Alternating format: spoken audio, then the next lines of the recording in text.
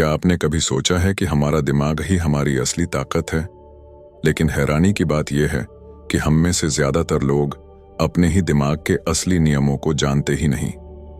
नतीजा, दिन भर मेहनत करते हैं, थक जाते हैं, फिर भी सफलता हाथ नहीं लगती। सोचिए, अगर आपको अपने दिमाग के असली रूल्स पता चल जाए, तो वही काम जो आज भारी लगता है, कल आसान लगेगा। वही आइडिया जो अभी छुपा हुआ है, अचानक चमक उठेगा, और वही जिंदगी जो आज बिखरी हुई लगती है, कल पूरी तरह बदल जाएगी। आज मैं आपको उस किताब की यात्रा पर ले जाने वाला हूं जो दुनिया को यह सिखाती है कि दिमाग को कैसे इस्तेमाल करें ताकि काम बोझ न लगे बल्कि एक जीत का खेल बन जाए। नमस्कार दोस्तों, बुक नोवा पर आप सभी का स्वागत है। मैं आपसे वादा करता हूं, अगर आपने इस वीडियो को पूरा सुना तो आप काम करने का तरीका नहीं, सोचने का तरीका बदल देंगे। और जब सोच बदलती है तो पूरी जिंदगी बदल जाती है। हम अक्सर यह मानते हैं कि व्यायाम केवल शरीर को मजबूत बनाने या फिट दिखने के लिए किया जाता है, लेकिन सच्चाई इससे कहीं आगे है। असल में व्यायाम हमारे दिमाग के लिए एक ऐसा ईंधन है जो उसकी असली क्षमता को खोल देता है। जब हम नियमित रूप से शरीर को हिलाते डुलाते हैं, चाहे वह सुबह की हल्की जॉगिंग हो, साइकिलिंग हो या सिर्फ तेज कदमों से चलना, तो इसका सीधा असर हमारी मानसिक क्षमता पर पड़ता है। वैज्ञानिकों ने पाया है कि व्यायाम के दौरान हमारा दिल तेजी से धड़कता है, रक्त का प्रवाह बढ़ता है और इसी के साथ मस्तिष्क तक ऑक्सीजन और पोषण अधिक मात्रा में पहुंचने लगता है। यह अतिरिक्त सप्लाई हमारे दिमाग की कोशिकाओं को तरोताजा कर देती है और नई कोशिकाओं को विकसित करने में मदद करती है। जब आप नियमित एक्सरसाइज करते हैं तो दिमाग में ब्रेन डिराइव्ड न्यूरोट्रॉफिक फैक्टर नाम का एक विशेष प्रोटीन सक्रिय होता है। इसे अक्सर दिमाग के लिए मिरेकल ग्रो कहा जाता है, क्योंकि यह प्रोटीन नई नसों और कनेक्शंस को जन्म देता है। यही वजह है कि व्यायाम करने वाले लोग तेजी से सीखते हैं, चीजों को लंबे समय तक याद रखते हैं और मुश्किल परिस्थितियों में भी शांत दिमाग से सोच पाते हैं। अब जरा अपने अनुभव को याद कीजिए। जब भी आप किसी तनावपूर्ण स्थिति से गुजरते हैं और थोड़ी देर टहलते हैं या कोई शारीरिक गतिविधि करते हैं, तो अचानक से राहत महसूस होती है। यह सिर्फ मूड बदलने का असर नहीं है, बल्कि आपके दिमाग में केमिकल्स जैसे डोपामीन, सेरोटोनिन और एंडोर्फिन सक्रिय हो जाते हैं। यही रसायन आपके मूड को बेहतर करते हैं, चिंता कम करते हैं और सोच को साफ बनाते हैं। इसलिए कहा जाता है कि व्यायाम केवल शरीर की थकान नहीं मिटाता, बल्कि मानसिक बोझ भी हल्का करता है। व्यायाम का असर ध्यान और एकाग्रता पर भी गहरा होता है। जब हम पढ़ाई कर रहे हों या किसी कठिन काम पर फोकस करना चाह रहे हों, तो अक्सर हमारा मन भटकता है। लेकिन जो लोग रोजाना कम से कम 20-30 मिनट तक शारीरिक गतिविधि करते हैं, उनकी एकाग्रता शक्ति दूसरों की तुलना में कहीं अधिक होती है। उनका दिमाग जल्दी थकता नहीं और वे लंबी अवधि तक किसी भी कार्य में ध्यान केंद्रित रख सकते हैं। यही नहीं, उनकी समस्या सुलझाने की क्षमता और रचनात्मकता भी तेज हो जाती है। कई रिसर्च यह दिखा चुकी हैं कि जिम जाने वाले या नियमित रूप से वॉक करने वाले लोग नए आइडियाज सोचने और उन्हें लागू करने में तेज होते हैं। नींद की गुणवत्ता भी व्यायाम से बेहतर होती है। जब आप शरीर को पर्याप्त हिलाते डुलाते हैं तो रात में नींद गहरी आती है, और यह गहरी नींद ही दिमाग को आराम और मरम्मत का समय देती है। यही वजह है कि सुबह उठते ही दिमाग ताजा लगता है और सीखने की क्षमता दोगुनी हो जाती है। अगर आप काम के बोझ से दबे हैं, लगातार पढ़ाई कर रहे हैं या कोई क्रिएटिव काम कर रहे हैं, तो याद रखिए कि व्यायाम को नजरअंदाज करना खुद को धोखा देने जैसा है। यह कोई अतिरिक्त गतिविधि नहीं, बल्कि दिमाग की असली जरूरत है। व्यायाम के बिना आपका दिमाग धीरे धीरे सुस्त होता जाता है, फोकस कम हो जाता है और याददाश्त कमजोर पड़ने लगती है। इसलिए चाहे आप सुबह जल्दी उठकर दौड़ लगाएं या ऑफिस के बीच में छोटी सी वॉक करें, फर्क हर हाल में दिखेगा। व्यायाम को अपने रूटीन का हिस्सा बना लीजिए, क्योंकि यह दिमाग को उसी तरह ताकत देता है जैसे ईंधन इंजन को ताकत देता है। जब दिमाग तेज होगा तो सोचने, सीखने और काम करने की आपकी क्षमता भी कई गुना बढ़ जाएगी। और यही वह राज है जो आपकी पूरी जिंदगी को बदल सकता है। हमारा दिमाग एक अद्भुत मशीन है, लेकिन इसकी सबसे बड़ी खासियत और सीमा यही है कि यह बोरिंग चीजों पर बिल्कुल भी ध्यान नहीं देता। आप चाहे कितनी ही कोशिश कर लें, अगर सामने की चीज में आकर्षण नहीं है, उसमें जीवन या रुचि नहीं है, तो दिमाग अपने आप ही उससे किनारा कर लेता है। यही वजह है कि जब हम किसी उबाऊ लेक्चर में बैठे होते हैं तो नींद आने लगती है, या किसी नीरस मीटिंग में घंटों गुजारने पर भी हमें याद ही नहीं रहता कि वहां क्या कहा गया था। दिमाग की संरचना ही ऐसी है कि उसे लगातार उत्तेजना, दिलचस्पी और नयापन चाहिए। ध्यान रखना जरूरी है कि ध्यान कोई बटन नहीं है जिसे दबाते ही हम तुरंत फोकस हो जाएं। यह तो एक प्रक्रिया है जिसमें दिमाग हर सेकंड यह तय करता है कि उसे किस चीज पर ऊर्जा खर्च करनी है और किसे नजरअंदाज करना है। अगर विषय रोमांचक है, उसमें कहानी है, उसमें भावनाएं जुड़ी हैं, या उसमें दृश्य रूप से कुछ अलग है, तो दिमाग तुरंत सक्रिय हो जाता है। यही कारण है कि हमें मूवी की कहानियां लंबे समय तक याद रहती हैं, लेकिन स्कूल की नीरस किताबें अक्सर एक हफ्ते में भूल जाती हैं। सीखने और सिखाने में यही सबसे बड़ा नियम है। जब तक कोई चीज दिलचस्प नहीं लगेगी, उसे समझना और याद रखना बेहद कठिन होगा। सोचिए, जब कोई शिक्षक किसी कॉन्सेप्ट को केवल परिभाषा और कठिन शब्दों से समझाता है तो छात्र तुरंत बोर हो जाते हैं। लेकिन वही कॉन्सेप्ट अगर कहानी, मजेदार उदाहरण या प्रयोग के जरिए सिखाया जाए तो सबका ध्यान खिंच जाता है। दिमाग कहानी से जुड़ी भावनाओं को पकड़ता है और उन्हें आसानी से स्मृति में जमा कर लेता है। रोजमर्रा की जिंदगी में भी यही नियम लागू होता है। जब आप किसी काम को दिलचस्प बना लेते हैं तो उसका असर पूरी तरह बदल जाता है। मान लीजिए, आपको फिटनेस के लिए दौड़ना है, लेकिन दौड़ना आपको उबाऊ लगता है। अगर आप दौड़ते समय संगीत सुन लें या दोस्त के साथ प्रतियोगिता की तरह इसे खेल बना लें, तो अचानक वही बोरिंग काम मजेदार बन जाएगा और आप उसे लंबे समय तक जारी रख पाएंगे। दिमाग का स्वभाव ही है कि वह खेल, उत्सुकता और चुनौती को पकड़ लेता है और उबाऊ चीजों से दूरी बना लेता है। इस नियम का दूसरा पहलू भी उतना ही दिलचस्प है। अगर हम लगातार बोरिंग चीजों में खुद को फंसाए रखते हैं तो दिमाग धीरे धीरे थकने लगता है, ध्यान भटकता है और काम की गुणवत्ता गिर जाती है। यही वजह है कि लंबे लेक्चर या मीटिंग्स में अक्सर लोग बीच बीच में सवाल पूछने, हंसी मजाक करने या गतिविधियां जोड़ने की सलाह देते हैं, ताकि दिमाग को नई उत्तेजना मिलती रहे और ध्यान दोबारा ताजा हो जाए। यह भी ध्यान देने वाली बात है कि ध्यान की अवधि बहुत सीमित होती है। रिसर्च बताती है कि हमारा मस्तिष्क एक बार में केवल कुछ ही मिनटों तक पूरी तरह केंद्रित रह सकता है। उसके बाद उसे या तो किसी बदलाव की जरूरत होती है या फिर किसी नए तत्व की जिससे उसकी रुचि बनी रहे। यही वजह है कि अच्छे शिक्षक, अच्छे लीडर या अच्छे वक्ता कभी भी एक ही लहजे या एक ही टोन में लंबा नहीं बोलते। वे अपनी आवाज बदलते हैं, उदाहरण जोड़ते हैं, कहानियां सुनाते हैं और बीच बीच में सवाल पूछते हैं, ताकि श्रोताओं का ध्यान लगातार बना रहे। अगर आप खुद कुछ सीख रहे हैं तो यह नियम आपके लिए और भी अहम है। कोशिश करें कि पढ़ाई या काम को रोचक बनाने के तरीके ढूंढें। रंगीन नोट्स बनाइए, माइंड मैप का इस्तेमाल कीजिए, छोटे छोटे क्विज तैयार कीजिए या पढ़ाई के बाद उसे किसी और को समझाइए। जैसे ही आप किसी गतिविधि में मजा जोड़ते हैं, दिमाग उस पर तुरंत ध्यान केंद्रित करता है और सीखने की प्रक्रिया कई गुना आसान हो जाती है। सच तो यह है कि दिमाग कभी भी बोरिंग चीज पर ध्यान देने के लिए बना ही नहीं है। उसे प्रेरणा, जिज्ञासा और चुनौती चाहिए। जब हम यह समझ जाते हैं कि ध्यान मजबूरी से नहीं बल्कि दिलचस्पी से आता है, तब हम अपने काम, पढ़ाई और जीवन को उस दिशा में ढाल सकते हैं कि हर चीज हमें खींचे, न कि बोझ लगे। और जब ध्यान सच्चे मन से आता है तो ज्ञान गहराई से बसता है और परिणाम हमेशा असाधारण होते हैं। जब हम कोई नई जानकारी सीखते हैं तो वह तुरंत दिमाग में लंबे समय तक नहीं टिकती। शुरुआत में वह केवल थोड़ी देर के लिए हमारे दिमाग की सतह पर रहती है, जिसे हम कम अवधि की स्मृति कहते हैं। यह स्मृति बहुत नाजुक होती है और थोड़े से व्यवधान में भी गायब हो जाती है। सोचिए, आप किसी से फोन नंबर सुनते हैं और तुरंत दोहराते नहीं हैं, तो कुछ सेकंड में ही भूल जाते हैं। ऐसा इसलिए होता है क्योंकि दिमाग ने उस जानकारी को केवल अस्थायी तौर पर रखा था, उसे स्थायी बनाने का काम अभी हुआ ही नहीं। कम अवधि की स्मृति को लंबे समय की स्मृति में बदलने के लिए दोहराना जरूरी है।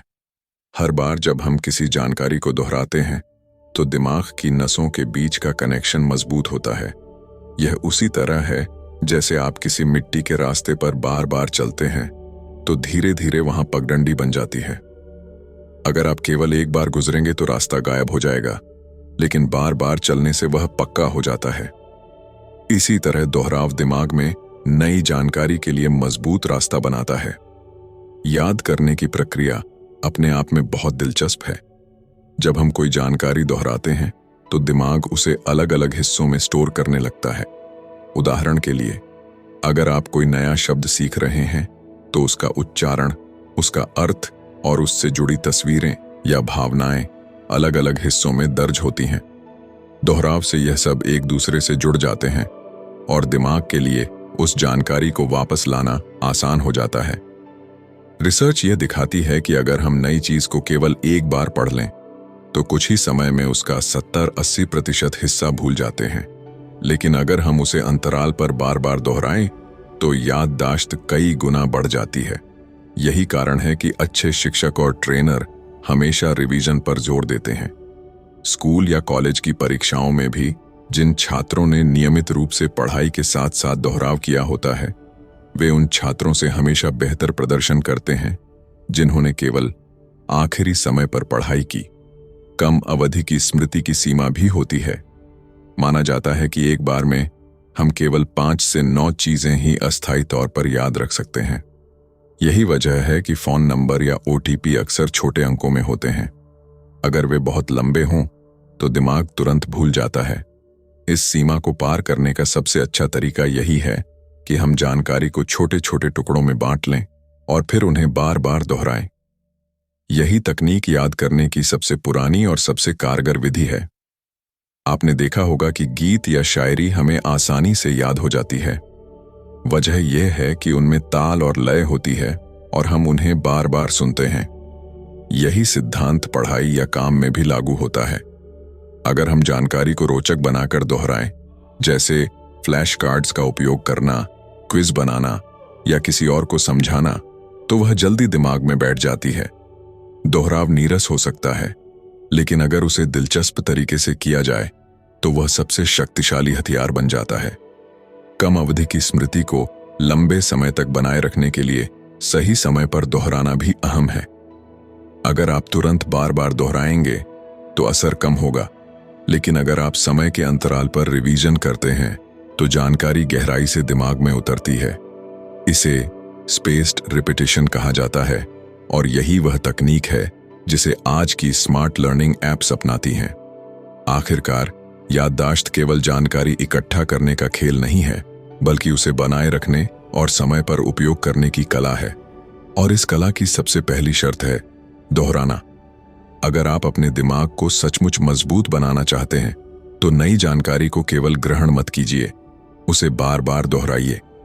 यही दोहराव अस्थायी स्मृति को स्थायी खजाने में बदल देता है, जिसे आप सालों बाद भी आसानी से याद कर सकते हैं। हमारे दिमाग की सबसे बड़ी क्षमता यही है कि यह जानकारी को वर्षों तक संजो कर रख सकता है, लेकिन यह अपने आप नहीं होता। कोई भी नई जानकारी पहले कम अवधि की स्मृति में जाती है और अगर सही समय पर उसे दोहराया न जाए तो वह धीरे धीरे गायब हो जाती है। लंबी अवधि की स्मृति में वही चीजें टिकती हैं जिनकी हम बार बार याद दिलाते हैं, जिनका हम अभ्यास करते हैं और जिनसे भावनात्मक जुड़ाव होता है। यही वजह है कि हम बचपन के कुछ अनुभव जीवन भर नहीं भूलते, लेकिन पिछले हफ्ते सीखी हुई परिभाषा आसानी से गायब हो जाती है। जब भी हम किसी जानकारी को दोहराते हैं तो दिमाग में न्यूरॉन्स के बीच के संबंध मजबूत होते हैं। इन संबंधों को जितनी बार सक्रिय किया जाता है उतना ही वे स्थायी बन जाते हैं। यह बिल्कुल वैसा ही है जैसे किसी रास्ते पर बार बार चलने से वहां पक्की पगडंडी बन जाती है। शुरुआत में वह केवल हल्का सा निशान होता है, लेकिन नियमित रूप से इस्तेमाल करने पर वह रास्ता साफ और मजबूत हो जाता है। इसी तरह जानकारी को बार बार याद करना ही उसे लंबे समय तक दिमाग में टिकाए रखता है। यहां समय का बहुत बड़ा महत्व है। रिसर्च ने दिखाया है कि अगर कोई व्यक्ति नई जानकारी सीखने के तुरंत बाद थोड़े थोड़े अंतराल पर उसका रिवीजन करता है तो वह कई गुना बेहतर तरीके से याद रहती है। इसे स्पेस्ड रिपीटिशन कहा जाता है। अगर आप कुछ सीखकर अगले ही दिन दोहराते हैं, फिर 3 दिन बाद, फिर हफ्ते भर बाद और फिर 1 महीने बाद, तो यह पैटर्न जानकारी को गहराई से स्मृति में बसा देता है। यही कारण है कि कॉम्पिटिटिव एग्जाम्स की तैयारी करने वाले छात्र नियमित अंतराल पर दोहराव करते हैं। लंबी अवधि की स्मृति केवल तथ्यों पर नहीं, बल्कि अनुभवों पर भी आधारित होती है। अगर किसी चीज के साथ भावनाएं जुड़ी हों, तो वह ज्यादा गहराई से याद रहती है। उदाहरण के लिए, किसी गीत को हम इसलिए याद रखते हैं क्योंकि वह किसी खास पल से जुड़ा होता है, लेकिन वही सिद्धांत पढ़ाई में भी लागू किया जा सकता है। अगर आप किसी जानकारी को कहानी, उदाहरण या चित्र से जोड़कर दोहराएं, तो वह लंबे समय तक बनी रहती है। दिमाग में स्मृति को बनाए रखने का एक और जरिया है सक्रिय पुनःस्मरण, यानी एक्टिव रिकॉल। केवल नोट्स पढ़ना उतना कारगर नहीं जितना खुद से सवाल पूछना और जवाब याद करने की कोशिश करना। जब हम खुद को चुनौती देते हैं, तो दिमाग अधिक मेहनत करता है और वही मेहनत जानकारी को लंबी अवधि के लिए सुरक्षित कर देती है। यही वजह है कि प्रैक्टिस टेस्ट या फ्लैश कार्ड्स बेहद असरदार माने जाते हैं। नींद भी इस प्रक्रिया में बड़ी भूमिका निभाती है। जब हम सोते हैं तो दिमाग दिन भर सीखी हुई चीजों को व्यवस्थित करता है और उन्हें लंबी अवधि की स्मृति में दर्ज करता है। इसलिए अगर आपने रात में कुछ नया पढ़ा है और अच्छी नींद ली है, तो सुबह वह जानकारी और भी पक्की हो जाएगी। बिना नींद के किया गया रिवीजन अधूरा रहता है। यह मान लेना गलत है कि एक बार किसी चीज को सीख लिया तो वह जीवन भर याद रहेगी। इंसान का दिमाग भूलने के लिए बना है ताकि वह अनावश्यक बोझ से मुक्त रहे। लेकिन यही भूलने की प्रवृत्ति हमें यह सिखाती है कि दोहराव और रिवीजन कितना जरूरी है। लंबी अवधि की स्मृति का रहस्य केवल यही है कि समय पर सही तरीके से जानकारी को दोहराया जाए और उसे अनुभव, भावनाओं और प्रैक्टिस से जोड़ा जाए। जब हम यह समझ जाते हैं कि याद रखने का असली राज बार बार दोहराने और सही अंतराल पर रिवीजन करने में है, तब सीखना एक बोझ नहीं बल्कि एक कला बन जाता है। जो लोग इस कला में निपुण हो जाते हैं, वे न केवल पढ़ाई में बल्कि जीवन के हर क्षेत्र में आगे निकल जाते हैं, क्योंकि उनके पास केवल जानकारी नहीं होती बल्कि वह ज्ञान लंबे समय तक उनके साथ रहता है। नींद केवल आराम करने का साधन नहीं है, बल्कि यह हमारे दिमाग के लिए ऊर्जा और मरम्मत का सबसे बड़ा स्रोत है। जब हम सोते हैं तो ऐसा लगता है कि शरीर और दिमाग दोनों शांत हैं, लेकिन वास्तविकता इसके बिल्कुल विपरीत है। नींद के दौरान दिमाग सबसे सक्रिय अवस्था में काम करता है।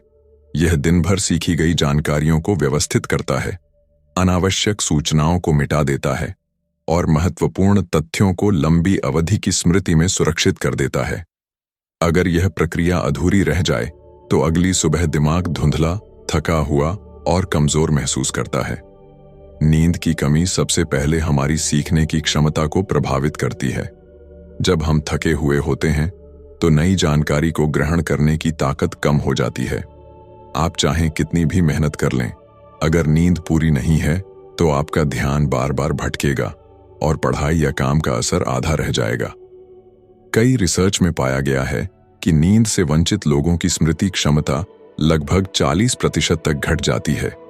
यानी अगर आप 8 घंटे पढ़ते हैं लेकिन नींद पूरी नहीं करते तो उसका फायदा 4 घंटे की पढ़ाई के बराबर ही मिलेगा। याददाश्त पर भी नींद का गहरा असर होता है।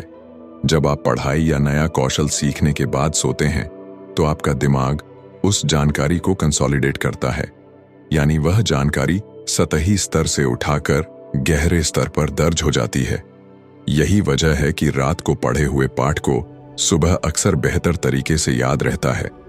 अगर नींद पूरी न हो तो यह प्रक्रिया बाधित हो जाती है और वही जानकारी कुछ दिनों बाद पूरी तरह भूल जाती है। नींद निर्णय लेने की क्षमता पर भी असर डालती है। जब हम थके हुए होते हैं तो दिमाग सही और गलत का अंतर स्पष्ट रूप से नहीं कर पाता। सोचने का दायरा संकुचित हो जाता है और इंसान जल्दबाजी में गलत फैसले करने लगता है। यही कारण है कि नींद की कमी वाले लोग अधिक चिड़चिड़े, गुस्सैल और भावनात्मक रूप से असंतुलित दिखते हैं। यह केवल व्यक्तिगत जीवन पर ही नहीं बल्कि पेशेवर जीवन पर भी असर डालता है। थकान के साथ लिए गए फैसले अक्सर नुकसानदायक साबित होते हैं। नींद के दौरान दिमाग में एक और अनोखी प्रक्रिया चलती है। मस्तिष्क कोशिकाओं के बीच जो कचरा और अवांछित तत्व जमा हो जाते हैं, उन्हें साफ करने का काम नींद के दौरान होता है। यह सफाई दिमाग को ताज़ा और सक्रिय बनाए रखती है। अगर नींद अधूरी रह जाए तो यह कचरा जमा होता रहता है और धीरे धीरे दिमाग की कार्यक्षमता घटने लगती है। यही कारण है कि लगातार नींद की कमी से अल्जाइमर और अन्य मानसिक बीमारियों का खतरा बढ़ जाता है। नींद और रचनात्मकता का भी गहरा संबंध है। आपने देखा होगा कि कई बार किसी समस्या का हल दिन भर सोचने पर नहीं मिलता, लेकिन अच्छी नींद के बाद अचानक नया आइडिया चमक उठता है। यह इसलिए होता है क्योंकि सोते समय दिमाग विभिन्न सूचनाओं को नए नए ढंग से जोड़ता है और अलग सोचने की क्षमता बढ़ाता है। यही वजह है कि वैज्ञानिक, कलाकार और लेखक अक्सर नींद को अपनी क्रिएटिविटी का सबसे बड़ा रहस्य मानते हैं। नींद को नजरअंदाज करना यानी अपने दिमाग के साथ धोखा करना है। जितना जरूरी भोजन और पानी है, उतनी ही जरूरी नींद भी है। एक वयस्क व्यक्ति को औसतन 7 से 8 घंटे की नींद चाहिए। अगर आप लगातार इससे कम सोते हैं तो धीरे धीरे आपकी एकाग्रता, याददाश्त और निर्णय क्षमता कमजोर होती जाएगी और जीवन की गुणवत्ता पर सीधा असर पड़ेगा। इसलिए नींद को विलासिता नहीं बल्कि जरूरत समझिए। काम और पढ़ाई के बीच समय निकालकर अगर आप नींद को प्राथमिकता देंगे तो आपका दिमाग हर सुबह नई ऊर्जा से भर जाएगा। अच्छी नींद के साथ ही सोच स्पष्ट होगी, याददाश्त मजबूत होगी और फैसले लेने की ताकत दोगुनी हो जाएगी। यही वह सरल लेकिन शक्तिशाली आदत है जो आपकी सफलता की नींव को स्थायी बना सकती है। तनाव हमारे जीवन का एक हिस्सा है और थोड़ी मात्रा में यह हमें सतर्क और सक्रिय भी रखता है। लेकिन जब तनाव लगातार और ज्यादा हो जाता है तो इसका असर सीधे दिमाग पर पड़ता है। दिमाग को किसी नई जानकारी को समझने और याद रखने के लिए शांत और स्थिर वातावरण चाहिए होता है। जब हम तनावग्रस्त होते हैं तो दिमाग का सबसे संवेदनशील हिस्सा हिप्पोकैम्पस, जो स्मृति और सीखने का केंद्र माना जाता है, ठीक से काम नहीं कर पाता। इसी वजह से तनाव की स्थिति में पढ़ाई करना, नई स्किल सीखना या कोई महत्वपूर्ण काम करना बहुत मुश्किल हो जाता है। तनाव के समय शरीर में कोर्टिसोल नामक हार्मोन का स्तर बढ़ जाता है। यह हार्मोन अल्पकालिक परिस्थिति में हमें बचाने का काम करता है, जैसे अचानक आने वाले खतरे में भागने या लड़ने की ताकत देता है। लेकिन जब कोर्टिसोल लगातार बढ़ा रहे तो यह दिमाग की कोशिकाओं को नुकसान पहुंचाने लगता है। यह स्मृति को कमजोर करता है और सीखने की क्षमता को धीरे धीरे घटा देता है। यही कारण है कि लंबे समय तक तनाव झेलने वाले लोग अक्सर भूलने की बीमारी, निर्णय लेने में कठिनाई और ध्यान की कमी जैसी समस्याओं से गुजरते हैं। रोजमर्रा की जिंदगी में आप इसका अनुभव आसानी से कर सकते हैं। जब परीक्षा नजदीक होती है और दबाव बहुत बढ़ जाता है तो कई छात्र सारी रात पढ़ते हुए भी अगले दिन प्रश्न पत्र में वही बातें भूल जाते हैं जिन्हें उन्होंने बार बार पढ़ा था। दिमाग तनाव के दबाव में सूचनाओं को व्यवस्थित ही नहीं कर पाता। ठीक इसी तरह ऑफिस में डेडलाइन और लगातार दबाव के बीच काम करने से रचनात्मकता कम हो जाती है और इंसान केवल औपचारिकता निभाने में फंस जाता है। तनाव केवल सीखने की प्रक्रिया को ही नहीं बल्कि सोचने के ढंग को भी प्रभावित करता है। जब दिमाग तनाव में होता है तो यह केवल तत्कालिक समस्या पर केंद्रित हो जाता है और बड़े परिप्रेक्ष्य को देखने की क्षमता खो देता है। यानी लंबे समय तक सोचने और रचनात्मक समाधान खोजने की संभावना बहुत घट जाती है।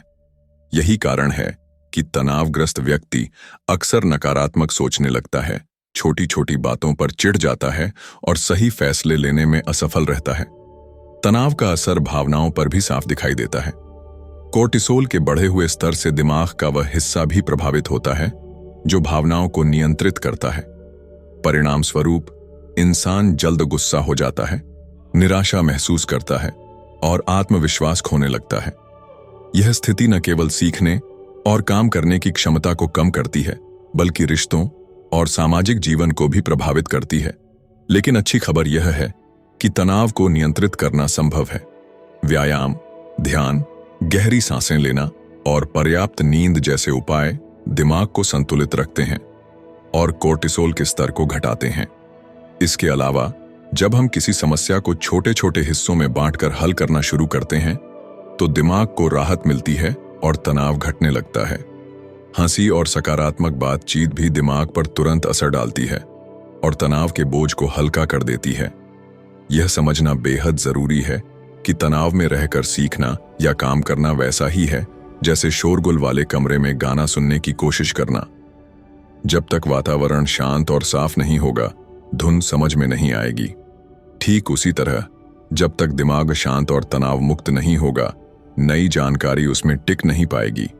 तनाव से बचना पूरी तरह संभव नहीं है, लेकिन उसे नियंत्रित करना हमारी आदतों और सोच पर निर्भर करता है। अगर हम यह समझ लें कि दिमाग तनावग्रस्त अवस्था में सही से नहीं सीखता, तो हम खुद को बेहतर तरीके से संभाल सकते हैं। संतुलित जीवन शैली, सकारात्मक दृष्टिकोण और आराम के क्षण ही दिमाग को वह शक्ति देते हैं जिससे वह खुलकर सीख सके, गहराई से सोच सके और जीवन में सफलता की ओर बढ़ सके। जब हम सीखने की बात करते हैं तो ज्यादातर लोग इसे केवल पढ़ने या सुनने तक सीमित समझते हैं, लेकिन सच ये है कि हमारा दिमाग जितनी अधिक इंद्रियों से किसी चीज को अनुभव करता है, उतनी ही गहराई से उसे याद रखता है।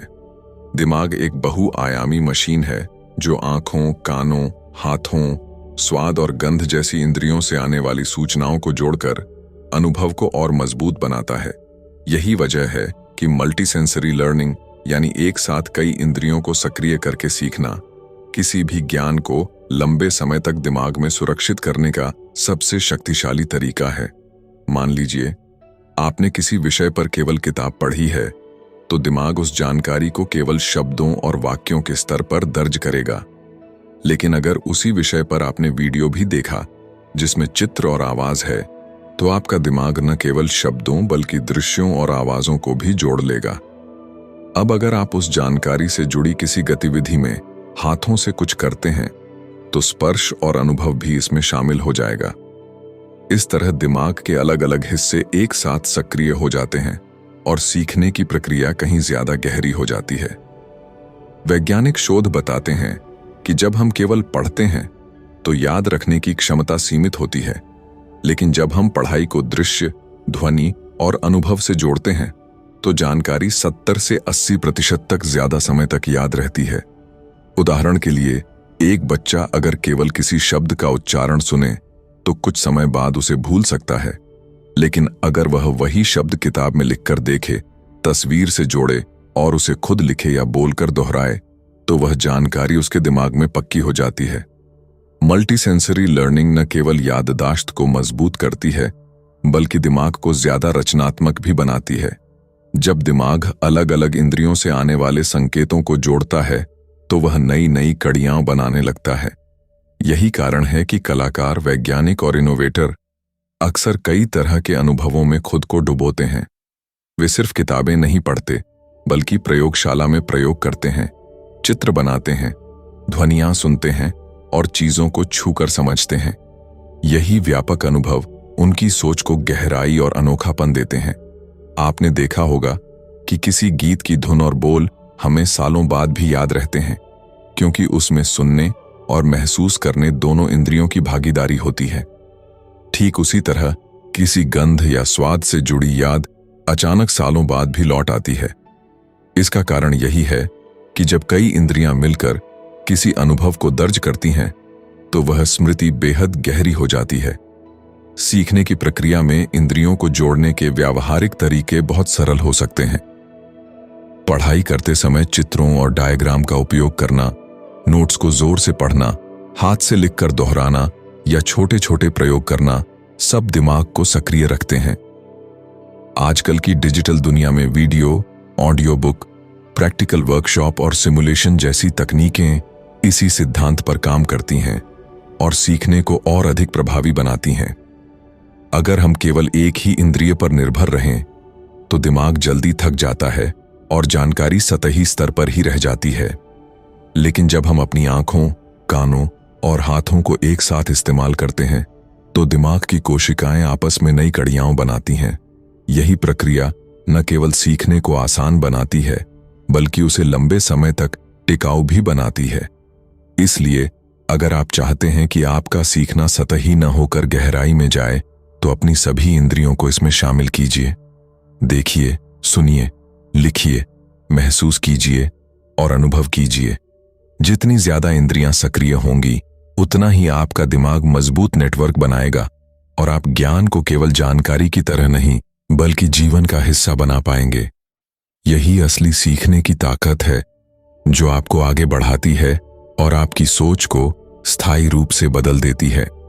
जब भी हम किसी नई जानकारी को समझने या याद रखने की कोशिश करते हैं तो हमारी पांचों इंद्रियां किसी न किसी स्तर पर इसमें भाग लेती हैं, लेकिन इनमें सबसे शक्तिशाली और प्रभावशाली इंद्रिय है दृष्टि।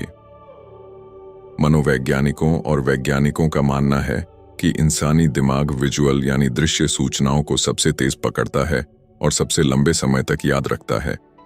इसका कारण यह है कि हमारी लगभग आधी दिमागी शक्ति दृश्य जानकारी को समझने, प्रोसेस करने और उसे संग्रहित करने में लगी रहती है। यही वजह है कि जब हम किसी चीज को देख लेते हैं तो वह हमारे अवचेतन में गहराई तक दर्ज हो जाती है। उदाहरण के लिए, अगर कोई आपसे कहे कि वह आपको 10 शब्द सुनाएगा और आप उन्हें याद रखिए, तो संभावना है कि आप कुछ ही देर में आधे से ज्यादा भूल जाएं। लेकिन अगर वही 10 शब्द चित्रों के रूप में आपको दिखाए जाए तो आप उन्हें कहीं ज्यादा समय तक याद रखेंगे। यही है दृश्य स्मृति की ताकत।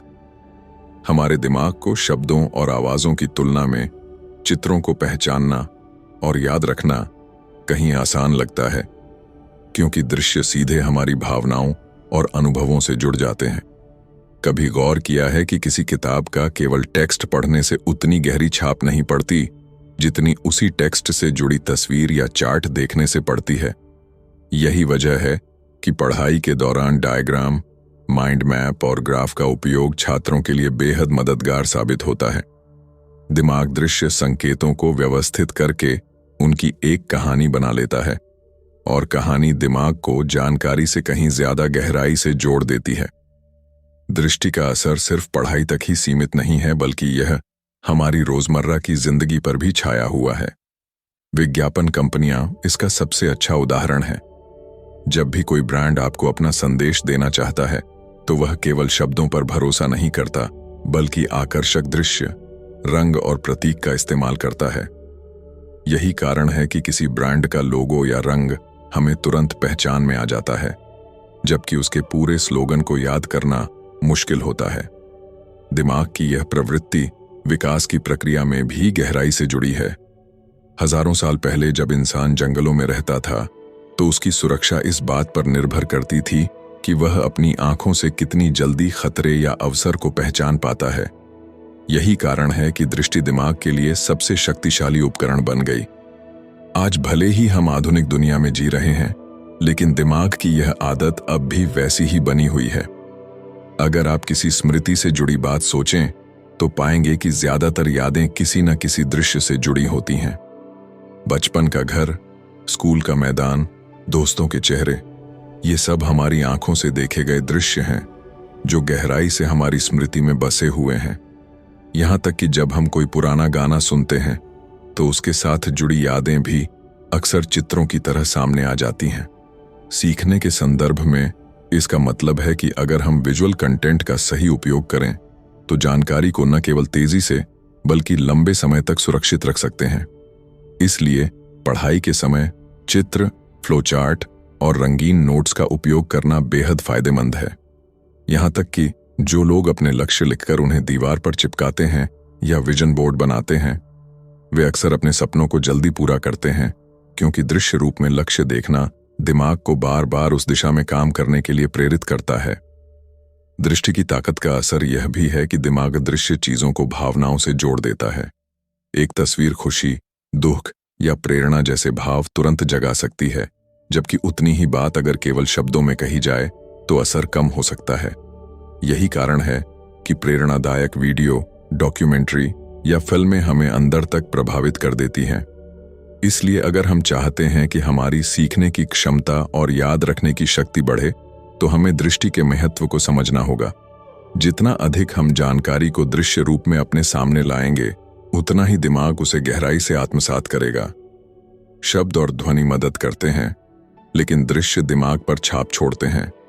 यही वजह है कि कहा जाता है, एक तस्वीर 1000 शब्दों के बराबर होती है। हर इंसान का दिमाग अपनी बनावट और काम करने की शैली में अनोखा होता है। ये बिल्कुल उसी तरह है जैसे हमारे चेहरे के नक्श या फिंगरप्रिंट्स अलग अलग होते हैं।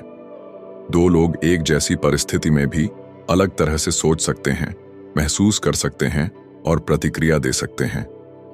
यही कारण है कि सीखने और समझने की प्रक्रिया भी सबके लिए अलग होती है। कुछ लोग किताबें पढ़कर तेजी से सीखते हैं, कुछ सुनकर बातों को पकड़ लेते हैं, तो कुछ को हाथों से करके समझना आसान लगता है। इस विविधता को समझना बहुत जरूरी है, क्योंकि अगर हम सोचें कि एक ही तरीका सबके लिए काम करेगा, तो हम कई दिमागों की असली क्षमता को दबा देंगे। स्कूल या कॉलेज का माहौल इस बात का सबसे अच्छा उदाहरण है। एक ही कक्षा में बैठे सभी छात्र एक ही शिक्षक को सुन रहे होते हैं, लेकिन सभी का सीखने का स्तर और परिणाम अलग होता है। कोई छात्र केवल सुनकर ही पूरे पाठ को समझ जाता है, जबकि किसी को वही बात बार बार दोहराने की जरूरत होती है। किसी को चित्र और चार्ट देखकर जल्दी समझ आता है, तो किसी को प्रैक्टिकल उदाहरण चाहिए। यह अंतर बताता है कि दिमाग एक जैसा नहीं होता और हर दिमाग की तारें अपने अपने तरीके से जुड़ी होती हैं। इस तथ्य को विज्ञान भी मान्यता देता है। न्यूरोसाइंस कहता है कि हर इंसान का दिमाग अरबों न्यूरॉन्स से मिलकर बना होता है, और ये न्यूरॉन्स जिस पैटर्न में जुड़े होते हैं, वही उसकी सोचने, समझने और याद रखने की शैली तय करते हैं। अनुभव, परवरिश, भावनाएं और माहौल इन तारों को और बदलते रहते हैं। यही कारण है कि जुड़वां बच्चे भी एक जैसे माहौल में पलकर अलग अलग रुचियों और क्षमताओं के साथ बड़े हो सकते हैं। अगर हम इसे सीखने के नजरिए से देखें, तो यह समझना जरूरी है कि किसी भी क्लासरूम, ट्रेनिंग या सीखने की प्रक्रिया में वन साइज फिट्स ऑल कभी काम नहीं करता। अगर हम केवल लेक्चर पर भरोसा करेंगे, तो वे छात्र पिछड़ जाएंगे जिन्हें दृश्य या प्रैक्टिकल तरीकों से ज्यादा फायदा होता है। इसी तरह केवल किताबों पर निर्भर रहने से वे छात्र हताश हो सकते हैं जो सुनकर बेहतर सीखते हैं। इसलिए एक अच्छा शिक्षक या मार्गदर्शक हमेशा अलग अलग तरीकों को मिलाकर पढ़ाता है, ताकि हर दिमाग अपने अनुकूल रास्ता ढूंढ सके। यह भिन्नता केवल शिक्षा तक सीमित नहीं है, बल्कि जीवन के हर क्षेत्र में असर डालती है। ऑफिस में भी हर कर्मचारी का काम करने का तरीका अलग होता है।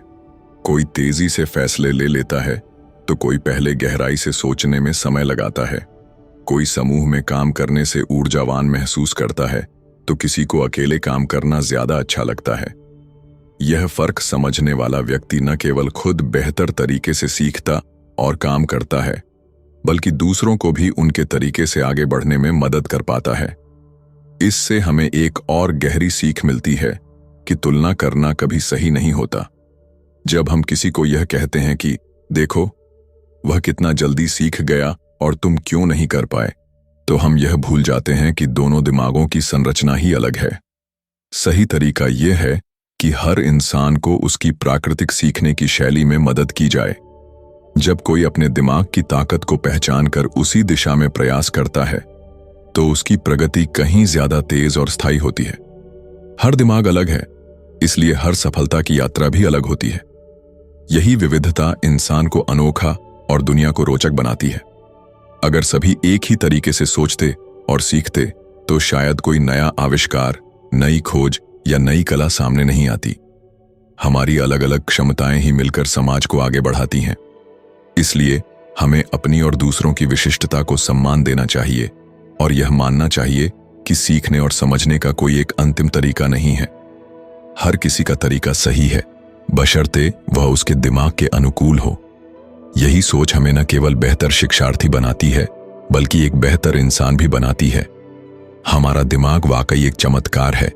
यह व्यायाम से मजबूत होता है, जिज्ञासा से चमकता है, नींद से तरोताजा होता है और अलग अलग तरीकों से सीखने की शक्ति रखता है। हमने जाना कि हर इंसान अलग है, और हर दिमाग की अपनी अनोखी ताकत है। यही विविधता हमें इंसान बनाती है और आगे बढ़ाती है। लेकिन याद रखिए, आपने इस बुक से जो भी सीख हासिल की है वह आपसे कोई काम नहीं आएगी जब तक आप अपनी पुरानी आदतों को बदलना नहीं सीखते। अगर आप सच में अपनी पुरानी आदतों को तोड़कर नई जिंदगी की शुरुआत करना चाहते हो तो इस वीडियो को